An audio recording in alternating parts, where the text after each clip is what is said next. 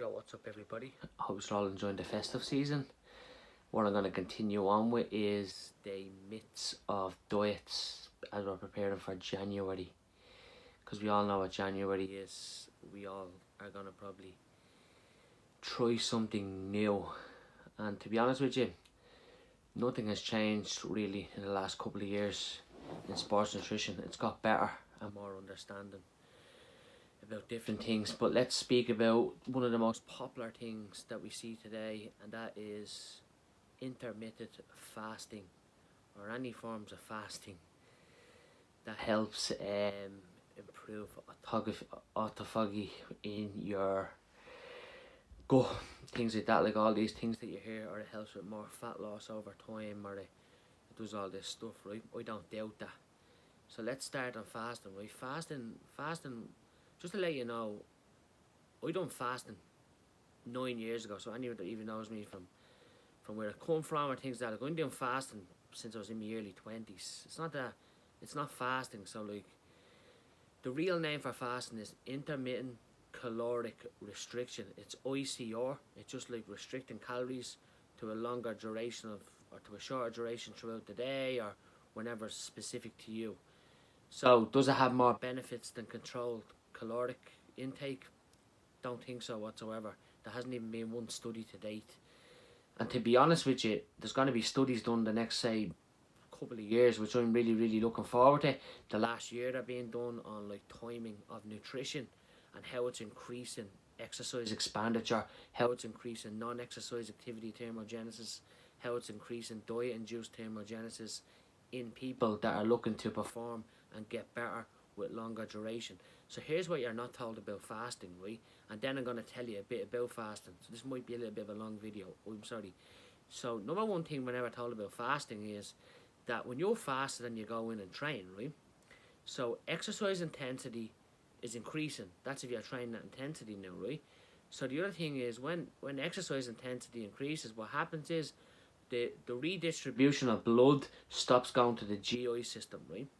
Now, what happens is, so say for example, I'm not going to get into specific individuals, now I can do all that. So say somebody suffers with their gut, say somebody is training for a marathon, say someone's training for a performance, it's not really beneficial to not have blood distributing through the GI tract to supply nutrients to the working muscles that's training that day. Would that make sense?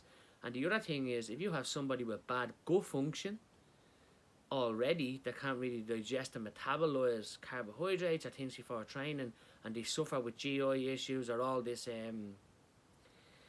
what's that thing called that people are calling GI distress, leaky gut, all this type of stuff. So IBS, that's the one that I was looking for. So what happens is, if you think of that, so what gets blood back flowing through the GI system to be able to supply energy for training?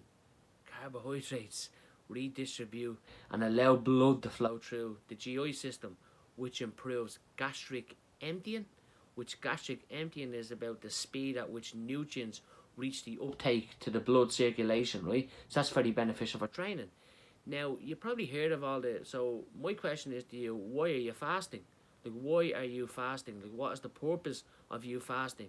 Because, like, if you're following the old one, but you say, like, you hear probably protocols like 5 days on, 2 days off, 3 days off, 4 days here. Like, I haven't even got the time to go on about that, I'm sorry. So realistically what these are doing is they're just spreading calories over the week, right? Because like, energy balance would matter over a 7-day period, and I'm not doubting that. Like, it would matter over a 7-day period, right?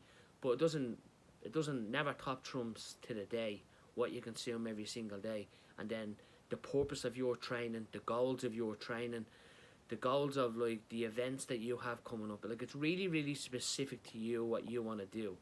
So the next thing then that we got to look at into, like, it's like the warrior diet years ago. They told you eat fruits and veggies first thing in the morning and don't eat anything unless it was hunter-gatherer. Now, some of these people would have you going out hunting for meat and hunting for foods. They're just all psychological. They're all just getting into your head. It's like organic food. They all get into, you must buy organic, you must do this and that.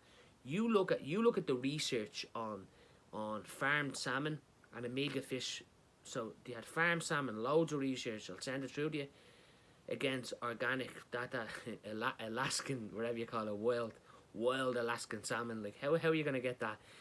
And he compared the omega-3 ratio, the protein ratios, and the micronutrient ratios. And the ones they just had they had the farm salmon, and they had 2 grams of fish oil. There's no difference.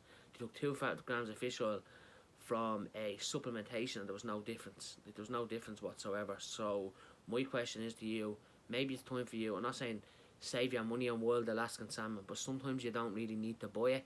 If I knew Alaskan salmon was better than farm salmon, I'd be probably eating it myself. But I just eat farm salmon and take a fish oil, and my bloods are fine.